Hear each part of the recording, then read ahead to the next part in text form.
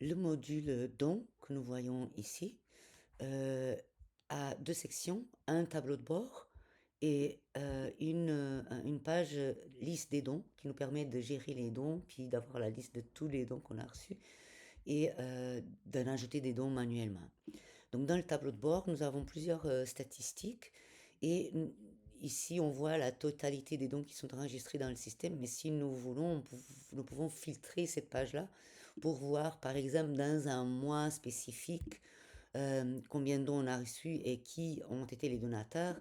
Nous pouvons aussi filtrer par personne et nous pouvons filtrer par structure, donc organisation, organisme qui a fait le don.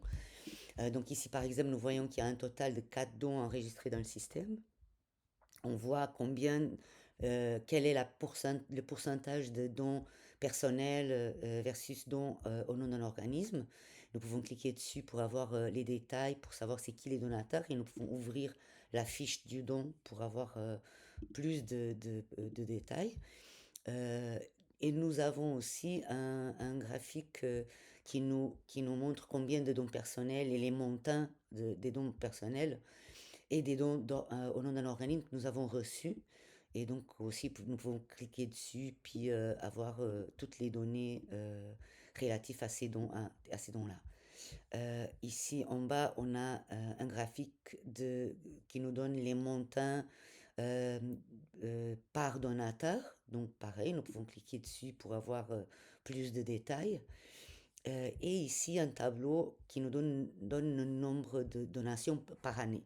Nous pouvons aussi ouvrir pour avoir les détails de savoir qui a été le donateur. Dans la page liste de dons, c'est ici que nous gérons les dons que nous avons reçus. Donc à gauche, on a la liste des dons que nous pouvons grouper, nous pouvons aussi filtrer et trier. À droite, nous avons la fiche du don avec tous les détails.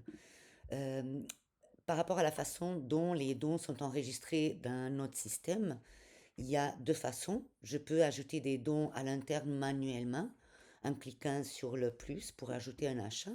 Donc je peux manuellement dire c'est quoi la date du don, le montant du don, ajouter la personne qui a fait la donation. Si jamais c'est quelqu'un qui appartient à ma liste de contacts du module contact, ben, je peux la connecter directement ici.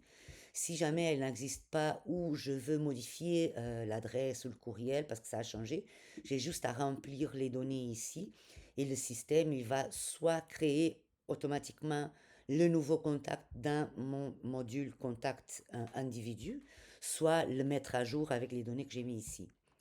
Si jamais c'est un don au nom d'un organisme, mais on va remplir cette partie-là. Et c'est pareil, nous allons sélectionner la structure si jamais c'est une structure qui existe déjà dans notre base de données, structure de notre module contact. Sinon, on va juste la nommer ici. Et encore une fois, le système va automatiquement, du moment qu'on appuie sur créer, il va créer la nouvelle structure dans notre module contact. Donc ça, c'est une des façons. Donc manuellement, nous pouvons ajouter des dons. Sinon, il y a aussi la possibilité d'ajouter des dons automatiquement via Zephy. Donc nous avons une connexion avec de notre système avec Zephy.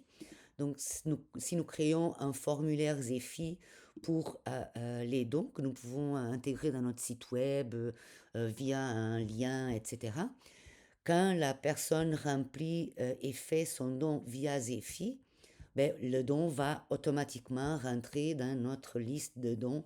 Et donc, nous allons avoir toutes les infos dans notre liste. Et ça va aussi, pareil, créer des nouveaux contacts d'un individu structure si ça n'existe pas.